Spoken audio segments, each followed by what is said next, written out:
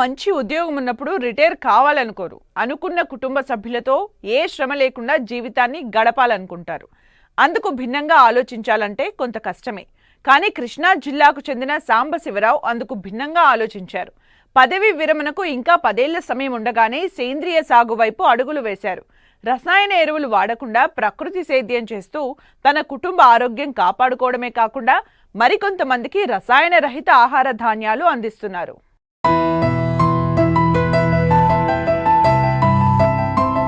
పెరుగుతున్న రసాయనాల వినియోగం అటు నేలకు ఇటు జీవులకు నష్టాన్ని చేకూర్చుతుంది, అనారోగ్య సమస్యలకు దారితీస్తుంది.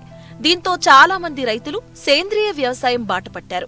ఈ కోవలోనే కృష్ణా జిల్లా పామర్రు మండలం కొరిమెర్ల గ్రామానికి చెందిన రైతు చాపలమడుగు సాంబశివరావు కూడా 7 ఏళ్లుగా సేంద్రియ వ్యవసాయంలో పలు పంటలు పండిస్తూ ఆరోగ్యాన్ని కాపాడుకుంటున్నారు. రైతు సాంబశివరావుది పల్నాడు జిల్లా చిలకలూరుపేట మండలం కమ్మవారిపాలెం. కొన్నేళ్లపాటు ప్రైవేట్ సెక్టార్లో పనిచేశారు. తరువాత సెమీ గవర్నమెంట్లో 20 ఏళ్లుగా ఎకనామిస్ట్గా పనిచేశారు. అయితే రైతు కుటుంబంలో పుట్టిన సాంబశివరావుకు చిన్నప్పట్నుంచి సేద్యంపై మక్కువ. మరో 10 ఏళ్లు ఉద్యోగ సర్వీస్ ఉన్నా కూడా సేద్యం వైపు అడుగులు వేశారు. ఎలాంటి రసాయనాలు వినియోగించకుండా తక్కువ ఖర్చుతో 2 ఏళ్ల పాటు సాగు చేసి సత్ఫలితాలను సాధించారు. ఆ తర్వాత అత్తగారి ఊరైన కృష్ణా జిల్లా పామర్రు మండలం కొరిమెర్ల గ్రామానికి వచ్చి 8 ఎకరాల్లో పూర్తిగా సేంద్రియ విధానంలో 5 ఏళ్లుగా వ్యవసాయం చేస్తున్నారు. స్వయంగా ఎరువులను తయారు చేసుకుంటున్నారు. చీడపీడల నివారణకు కషాయాలను కూడా వాడుతున్నారు. ఇది 8 ఎకరాల విస్తీర్ణం. దీంట్లో వరి దేశవాళీ వెరైటీలు అనమాట. సిద్ధసన్నాలు, మైసూరు మల్లిగ, కుసుబు బటాలియా. వరి తర్వాత ఇప్పుడు ప్రస్తుతానికి మినుము, పెసర ఏమో 1 ఎకరం బాతిక, మిగతాది మొత్తం ఏమో మినుము అనమాట. మినుము బండ పాలిషే 6 LBG 645. పెసర ఏమో ఏదో నాట్ వెరైటీ. ఈ పొలంలో ఇది చేయటం, ఈ విధంగా ఇది ప్రకృతి వ్యవసాయంలో పంటలు పండించడం 5వ సంవత్సరం ఇది. మొదట్లో కొంచెం బాగా నిరాశజనకంగా ఉండేది, కానీ ఉత్సాహంతో చేసుకునేవాళ్ళం.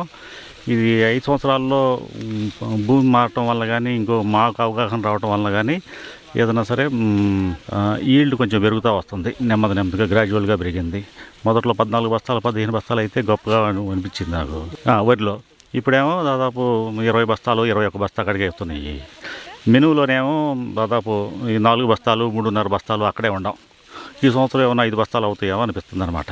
వరికి మనకి సమస్య లేదు. వరి ఈజీగా పండించుకోవచ్చు ప్రకృతి వ్యవసాయ పద్ధతిలో. అంటే ఒక వావిలా కషాయం, మారేడు పత్ర కషాయం, తూటికాడ కషాయం, ఈ 3 కషాయాలు. మళ్ళీ వేపపిండి, ఆముదం పిండి, కానుగ పిండి, వీటితోటి వరి శుభ్రంగా అయిపోతుంది అనమాట. మినుముకి వచ్చేటప్పటికి ఈ ఫంగల్ డిసీజెస్ ఉంటాయి. బూడిద తెగులు, తుప్పు తెగులు, రస్ట్. ఒక 200 గ్రాములని ఒక 1/4 కిలో గంధకం పౌడర్ని 10 కిలోలు ఆవు పేడలో బాగా కలిపేసి దాన్ని 45 రోజులు ఫర్మెంటేషన్ చేస్తే అవి వాడాము ఈ సంవత్సరం.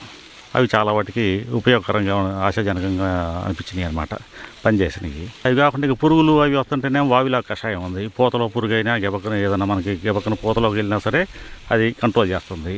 ఇంకా ఎల్లో ప్లేట్స్, బ్లూ ప్లేట్స్ అవి పెట్టుకుంటే కొంతవాటికి తెల్లదోమ కూడా చాలా వాటికి కంట్రోల్ అవుతుంది.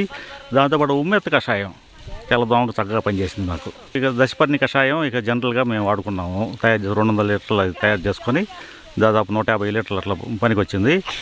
దాన్ని చక్కగా వారం రోజులు దాంట్లో కలుపుకున్నాము. సోయాబీన్స్ తీసుకొచ్చి 48 అవర్స్ నానబెట్టి వాటిని రుబ్బుకొని దాంట్లో ఆవు మూత్రము, బెల్లం వేసి ఫర్మెంటేషన్ చేసి ఒక వారం రోజులు 10 రోజులు అట్లా అది వాడుకున్నా సరే కాయ సైజు అది బాగా వచ్చిందనమాట.